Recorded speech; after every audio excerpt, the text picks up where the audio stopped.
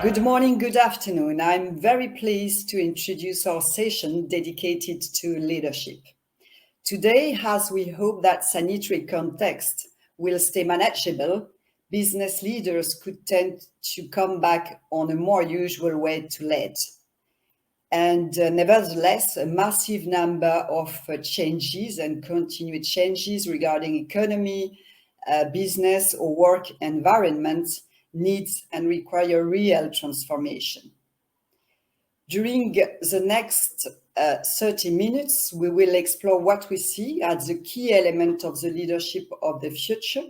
From the CEO to the local management, organizations expect new leadership, strongly changing HR mindset and practices, company culture, talents management, and it is a key topic today to share with our inspiring speakers.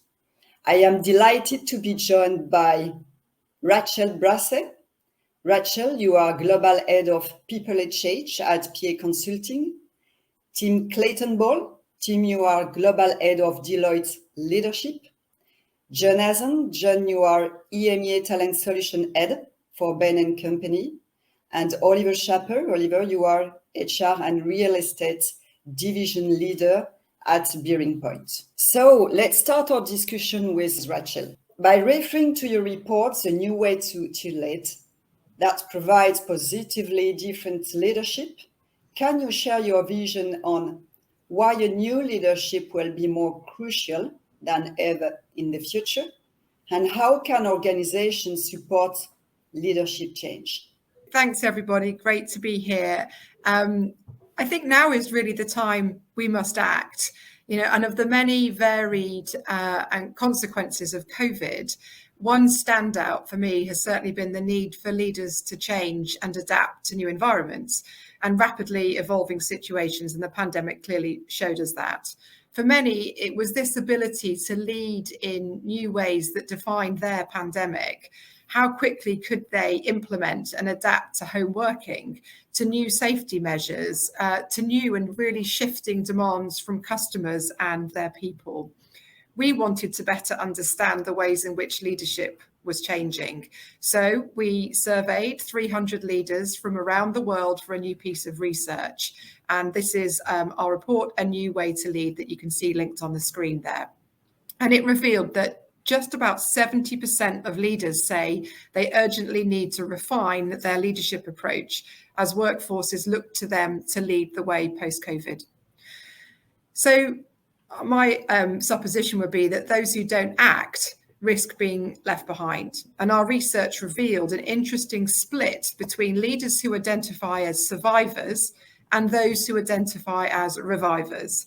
So survival style leaders are focused on cost reduction, sustaining the pace of change, whereas revivers were focused on continued acceleration, transformation, and investing in growth and innovation. In fact, the split wasn't as significant as you might expect, with 56% of leaders identifying as revivers and 44% as survivors. Now, those survivors really failed to see the link between a new way of leading and performance and don't see how their leadership can have broader societal impacts, and they're at risk of being left behind.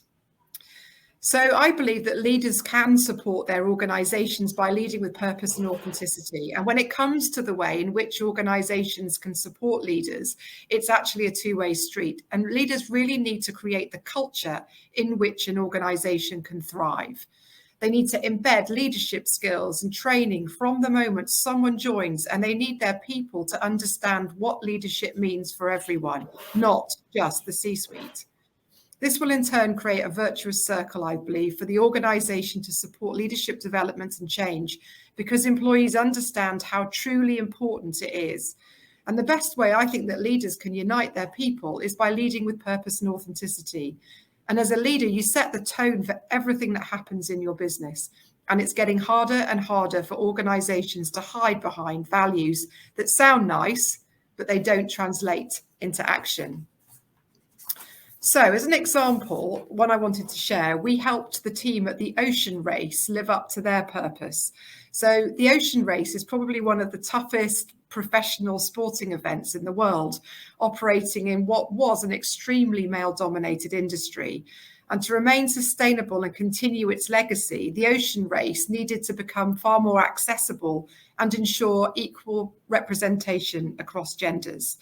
And together with the ocean race, we work to inspire and include more women and girls into sailing, encouraging everyone to participate and show up as their true selves in sport has never been more important. With our guidance, the Ocean Race developed the Horizon programme, which is there to address gender disparity, ensuring the iconic challenges was not just about speaking about a better world, but continuing to drive change from its bow. And finally, and slightly controversially, one of the other pieces that came through in our research was the need for kindness and empathy.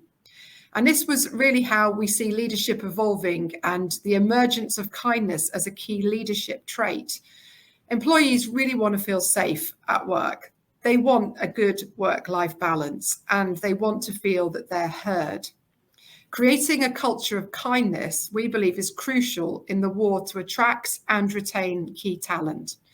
It's more likely to foster a warm, productive, and happy environment. No surprises there. But there are also concrete business benefits of something that is often perceived as fluffy. Employees in organisations where leadership are kind are twice as likely to stay in that organisation for at least another 12 months. They're twice as likely to say their team produces outstanding quality work, and they're 3 times as likely to say they're highly motivated. And employees are almost twice as likely to report that their company is performing well financially when leaders are kind. Leaders can start to embed a culture of kindness in a few ways, but taking a strengths-based approach to talent management is a really good place to start. Allowing people to do things that they love and are naturally good at is a great way to create a thriving company culture. Thank you very much for listening. Thank you, Rachel. Thank you. It was very insightful. Thank you very much. Tim, when we met to discuss how to reinvent a new style of leadership to support the new context of the 2 last years, especially, you have been quite provocative. How can be a good leader with sometimes a lot of opposite objectives, and how to make the difference? So my question for you today is, what does a great leadership look like today, and how are you supporting leaders to make the difference? Thanks, Anne, and Rachel. Yeah, insightful indeed, and we're at risk of repeating each other in some of the components, unsurprisingly. So I guess for all of us, the past 3 years have shown that successful leadership involves more than delivering strong financial and operational results. Execs and shareholders across the board now are crystal clear on the value of the people side of leadership, meaning the capability to connect with others, to show empathy and compassion, care, as Rachel put it, and to be inclusive and resilient, and excel even in uncertainty. And boy, have we had uncertain times. It's a bit dated now. About 10 years ago, we did a survey into what we called the leadership premium, speaking to analyst investors about the impact of leadership on things like the valuation of company. Through this, we identified an almost 35% swing, with a 15% premium being put on those organisations that were perceived to have strong or great leaders. For those people that are familiar with work from Folkman and Zenger and Folkman even, around the extraordinary leader, you won't be surprised to hear that. Knowing that doesn't make it any easier, though. Leadership is tough, but as I say to others, it's tough. You are a leader, so you need to do what you need to do to have the impact that makes a difference. And my problem is, as we work with leaders across industries, many don't care or can't be bothered, and I'm being deliberately provocative there. And as far as I'm concerned, you know, shame on you. Now is the time to really think about how you develop your capability and muscle around the leadership space. So what is great leadership? I'm going to bring to life the work we've been doing around what we call the leadership code. And that focuses on both the what leaders do and how they do them. It goes without saying that context in everything is absolutely critical. In fact, it's unsurprisingly that what Rachel was saying about what they found around leadership versus what we're saying hasn't changed in many years. Those ingredients, those attributes, those capabilities have been similar for years, might be called different things, but they're similar. What's changed is the context, what you need to dial up or dial down in order to respond to those moments.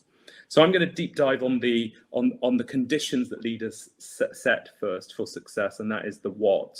And we've identified a framework we call the C6, and this is the conditions of success. The first one is clarity. So how leaders take organizations from ambiguity to clarity, clarity on what we stand for, creating clear purpose, accountability, priorities, and values. The second C is around connectedness. And very often we see a lot of organizations that are very siloed in their thinking. So going from siloed to connected, connecting and inclusiveness being important there, recognizing that performance is in the relationships and the connections in teams and the boundaries that are created across the two. The third area is around coherence. And again, and how leaders set the conditions from chaos to coherence, shaping our environments and building mutually reinforcing processes, systems, governance, and all of that gubbins that really support the functioning of the organization. And then the final three, curiosity, from closed to curious, learning and improving from every experience, every win, every loss, and from the data that's provided, falling in love with the problem and moving from reactivity and fixed solutions to proactivity and growth mindset. Confidence is the penultimate one, avoidance to confidence, building trust, the psychological safety that Rachel mentioned, and real self-belief, really thinking about those things that are holding you back, moments of vulnerability across the organization. And then the final one is around having the capability around the table to support you. Very often there are gaps that exist. So they're the conditions that we believe leaders need to be accountable for setting and conscious of, really influencing the culture there. And then what does great leadership look like? And again, this is super simple. We've done a play on words. The letters of great spell out what we believe great leaders need to be showing. The first one is the ability to generate followership that embraces diverse needs. They must establish direction and purpose that inspires others and generate momentum at all levels. You know, we're now working in a world where there are multi-generations in the workforce. That takes a lot of effort to lead and inspire. The second area then is the ability to relate. Leaders must connect and collaborate and communicate with impact. Then they've got to be authentic. They've got to relate to the feelings and needs of others and be adaptable in how they navigate different people and contexts. The ability to empower, to truly empower. And I think that word has been overused and misunderstood for years. Leaders must listen, empower, and build confidence in their teams to execute. They must harness and use the insights and power of those diverse teams and build capabilities that enable growth. You know, an interesting challenge when we look into how we thrive in a hybrid world. And then the final two, the ability to adapt, to a horizon scan and be prepared to change course if necessary. To thrive in the face of change, leaders must anticipate and adapt to changes in the environment and lead with agility, navigating risks and unlocking opportunities for their teams and organizations. And then the final one is the transform word, which can be a put off for many people, but the ability to truly transform organizations and societies. Leaders must help transcend current positions of organizations. Transformation leadership, challenge established thinking, make courageous choices, and almost possess the commercial acumen to champion winning solutions. Those are essential for great leadership. There's two then that make the difference from great to greater, and that is all around the topic that is becoming even more important these days around energy and resilience. So essential to executing on great. The leader's health and well-being. Leaders must manage their energy and practice good self-care by tuning in and nourishing their mental, physical and emotional health. And finally, around resilience. Resilience leaders have the ability to sustain their energy under pressure to cope with disruption and successfully navigate adversity and setbacks, which is something that I think we've all got used to over the past 3 years. Leaders cultivate resilience through self-awareness, self-regulation, relationship, and personal purpose. And we see this almost like a light bulb with a dimmer switch. The energy and resilience is really the thing that shines the light more brightly than it would have done previously. So for us, conditions leaders set and what makes up a great and greater leader are really critical to helping leaders navigate in the world that we're facing into today. So hopefully that was useful. Anne, back to you. Thanks, Tim. Brilliant and very inspiring for our community today. Thanks a lot. John, referring to your recent report, The Working Future, explaining how the motivation for work are strongly changing, bringing new challenges for all the management levels, can you share your vision for the frontline managers? Is there a role of frontline manager in this new model? Thank you very much. And indeed, thank you, Rachel. Thank you, Tim. You have already very well described the change that is underway. The role of leaders is moving away from a top-down Superman or Superwoman, the survivors for Rachel, in a position to decide of everything. They are more and more adopting a delegative posture. I think, Tim, you were mentioning, the empowerment to set the frame, leave freedom and accountability to their teams, and in particular, the middle manager and the frontline managers. Indeed, challenges that need to be managed today are really unprecedented by their scale and their accumulation. We've had the pandemic period. We thought it was the peak of it, but now we have a hyperinflation environment. We have a nascent economic downturn. We have political turmoil. And at the same time, we have talent scarcity on many jobs. In this context, the role of frontline managers is truly essential. I often say that today's new reality paves the way for what I call the revenge of the frontline managers. A few years ago, we said there were too many of them. We wanted them to be mere relays of top-down decisions. In the past, we wanted to standardize their role.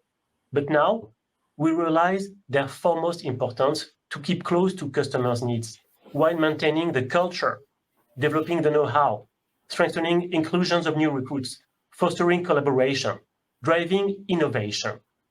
To carry out all of these actions, frontline managers need to be given more accountability, more empowerment, and have a different role and different behaviors. They will have to be supported, of course, be trained, be equipped to ensure their success. They need to be closer and more attentive to the needs and to the constraints of each member of their teams. They can instill a more horizontal communication, create new collective routines to sustainably engage their people in a more flexible hybrid environment. I think we will discuss about hybrid in a couple of minutes. A frontline manager is the main link between the company and employees. They have to adapt to each member of their teams. Employees are all different, with different expectations toward work, different personal contexts, and different environments, as we have shown in the report we have published beginning of the year that we call The Working Future, More Human, Not Less. Frontline managers need to work with their teams to find new ways of working, put in place new work routines between on-site and remote team members, and a high-velocity feedback loop system to ensure that their own managers and their own leaders stay connected to the reality of the frontline. From a cultural standpoint, because we speak about culture, they have a key role to ensure a strong affectio societatis, show care to their teammates, and the kindness for Rachel, cultivate the willingness of team members to be all together and share a set of common values. The companies that will succeed in today's world will be those that give back full legitimacy to local managers. In summary, they will put in place operating models and management systems with less process and more delegation and more freedom to their local management. The revenge of frontline managers is already underway. Thanks, John. Very interesting and helpful to support all the community of frontline managers. Thanks a lot. Oliver, we discussed together about the new normal for quite a long time now, and especially exploring the shift from on-site to remote working. So what are the key impacts of hybrid work on the leadership model, and how can we motivate employees to come back to the office? Thanks, good afternoon, everybody, and great to be here. The impacts, in fact, are really driven by this new balance between remote work and on-site work following the lockdown period, which has kind of reshaped the way we work today. And these impacts really need to be taken into account by the leadership, for the employees, for the managers, and all that for obvious retention reasons. And in fact, there are really 5 dimensions in terms of impact that the leadership model should really tackle. The first dimension is really an HR dimension, where as a first step, organizations have to determine the number of remote working days authorized. And I would say that most organizations have already gone that way. And that needs to be the first step because it is one of the key foundations of these new ways of working, with impacts on each of the other dimensions. And usually this is a decision made by the board along with the HR. And as a follow-up, the board has also to decide whether or not they will venture into hot desking, or to simply put it, do they get rid of individual offices and adopt less desktop than employees? Then the second pillar revolves around management that we already mentioned, which is, for me, the hidden part of the iceberg, where management is now based on trust and objectives, which is a real paradigm shift. And there is now a need to revisit all management fundamental principles in the light of remote working. And as you know, managers are at the forefront of this transformation to find the right balance between supervision and trust, autonomy and social link, and team and individual. And at the same time, there is a need to ensure cohesion in the team, even off-site, which is the third pillar.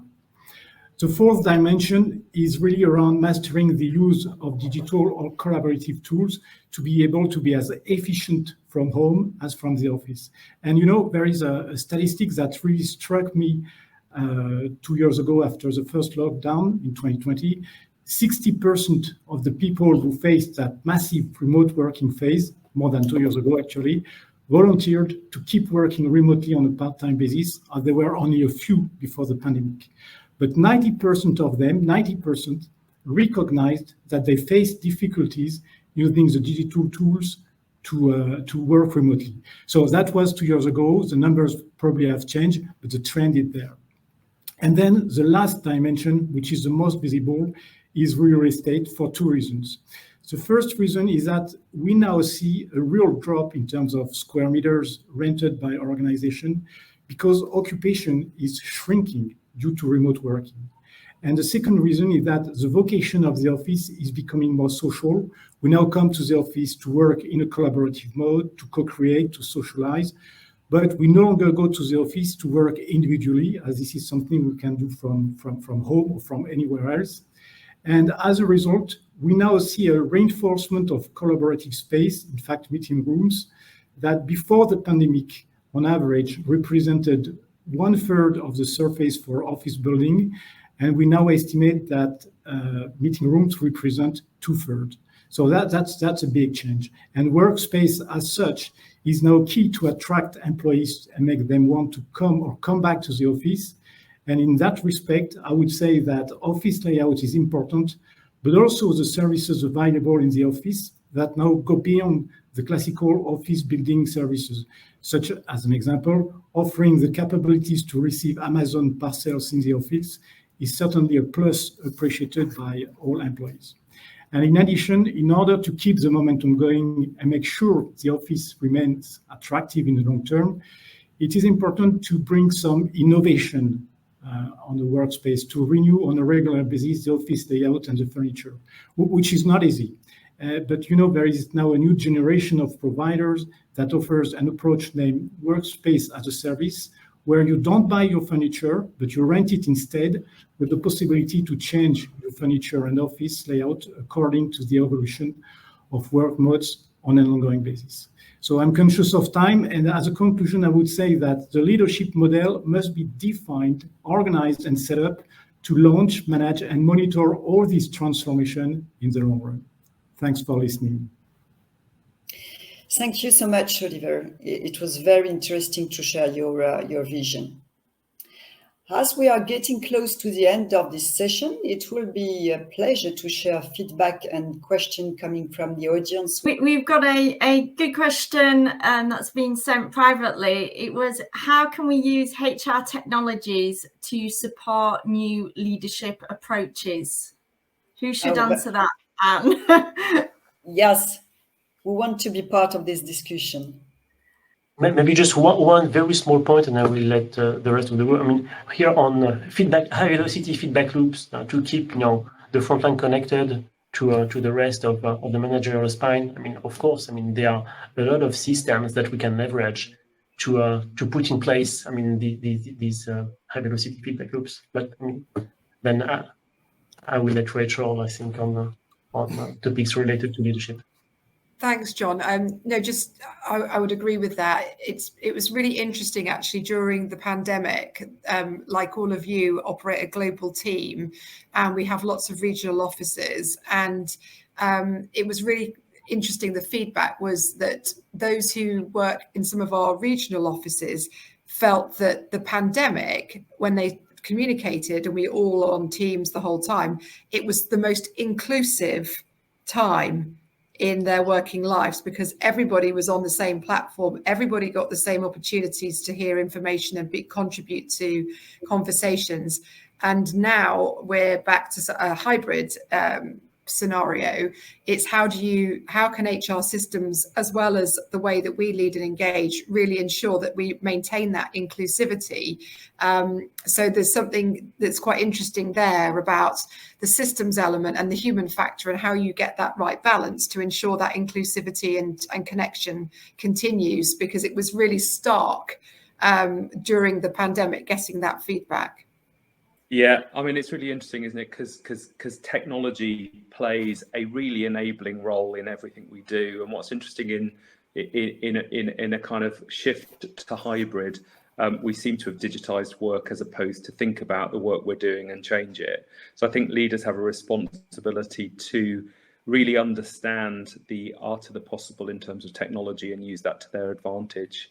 In terms of leadership and leadership development and the cultural tone it sets, I think clearly HR systems will help with that, making sure that there's a clear and accessible leadership framework, for example, and that flows through from a coherence perspective, everything that touches its systems processes, as I mentioned earlier. But ultimately, the accountability for being a great leader comes down to the leader and the leadership support that they get in that journey. Excellent. Oliver? Yeah, if I can expand on that, where more than ever in this era of remote working, it gets difficult for leaders and managers to identify, captures weak signals from their teams and from individuals. And this is where technology can play a role through, let's say, online barometers and online surveys, just to facilitate the identification of weak signals from teams. Hele, do we have enough time just to take a second question? Or do you think it's quite short now? Maybe this one, and maybe just one person answer. So it'll be a tough one to choose. This is a big question. What are the best skills to lead in the future? Oh, good question. Who wants to take this one? Okay, good. Okay, you might get around all of them, because I'm going to use one word, and that is vulnerability. The ability to show vulnerability with your teams. That will solve many problems from my perspective. Yeah, absolutely. I will try one. Maybe building on team. I would say care and dare. Care, for Rachel, and dare because you still need to. You still need to dare act and decide. the power of the two together. Yeah, I completely agree with the kindness and care point. I think the other part of that is, and I know we're running out of time, is that actually kindness can sometimes be about helping people to progress their careers, not in your organisation. So kindness is also about being, you know, the radical candor concept, that actually if somebody's skills and passions and strengths would be better served somewhere else, kindness can actually be helping people move into that environment where they're going to thrive. Oliver, do you want to add something? Yeah, I mean, as I said, the management leadership fundamental principles need to be revisited under the umbrella of remote working. And I will just use the example of providing feedback for a manager, which is a basic in terms of management. This is now even more critical and acute with remote working, as every employee working offsite has a kind of natural tendency to overreact to any weak signal from management. And an absence of feedback from the managers might be perceived as a rebuff from the management. And this is something that doesn't happen when working on site, because, you know, the manager and the employers are close to each other. So, I mean, for me, there might be some new skills to develop, but there also need to review the classical management skills again in the light of remote working. Okay, thank you very much, Oliver. So now it's time to conclude. So I would like to thank each of our speakers for their inspiring insights today. We are looking forward to discuss with all of you how we can support you in the future. Thank you very much for joining us today.